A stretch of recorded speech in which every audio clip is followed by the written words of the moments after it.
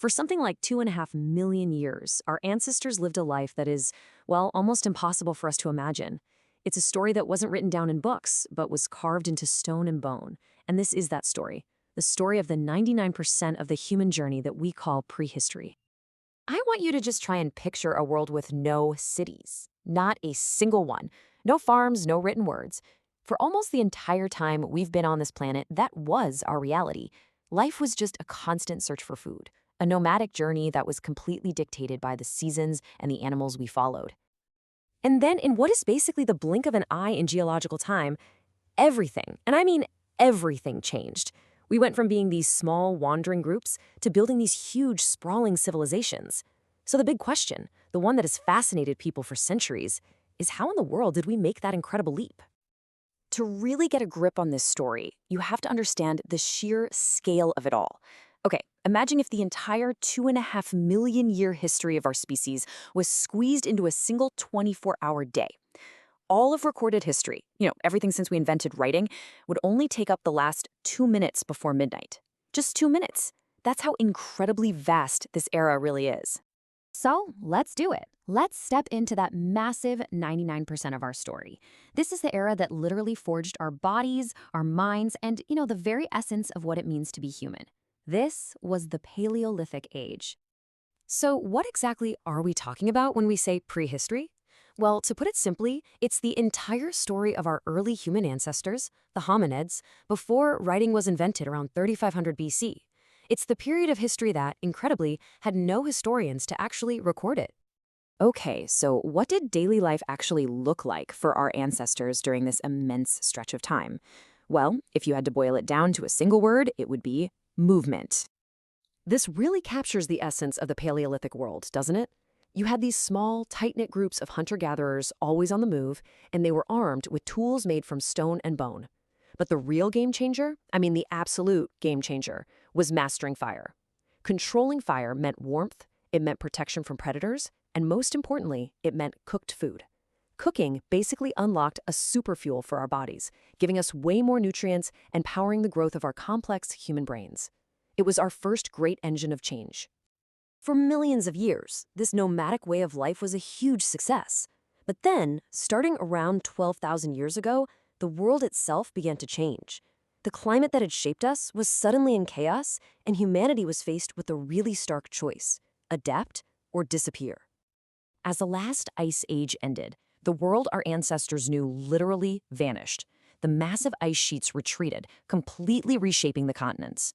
The giant animals they'd hunted for generations, the mammoths, the saber-toothed cats, they all went extinct. The hunter-gatherer playbook that had worked for millennia was suddenly obsolete. The old ways were just not going to cut it anymore.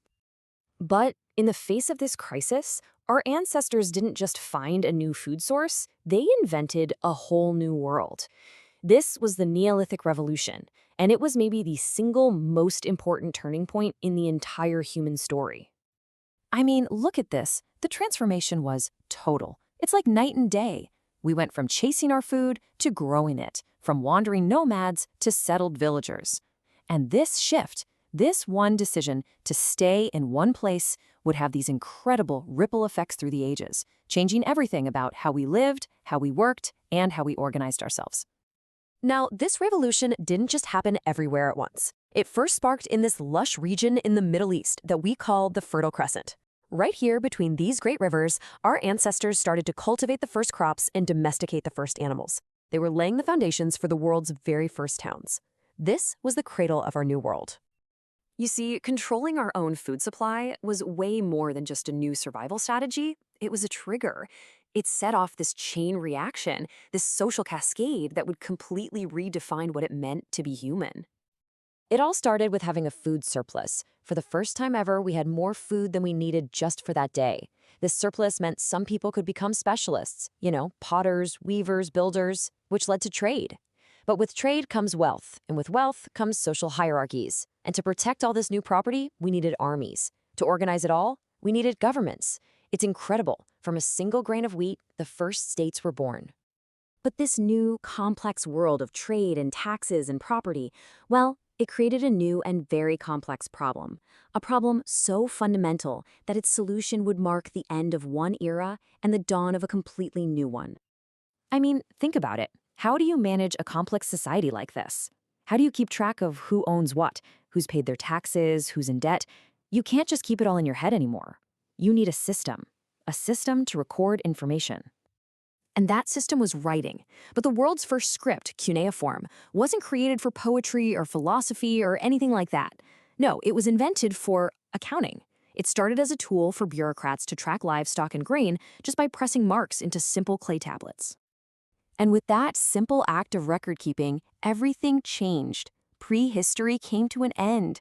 For the very first time, humanity could record its own story. It could build on the knowledge of the past, and we could finally begin to read it. The invention of writing let us accelerate our progress at this unbelievable rate. And today, well, we record our lives in more detail than our ancestors could have ever dreamed of. Every photo, every post, every line of code is our own version of a clay tablet. It really makes you wonder, when future generations look back at our time, what story will they read about us?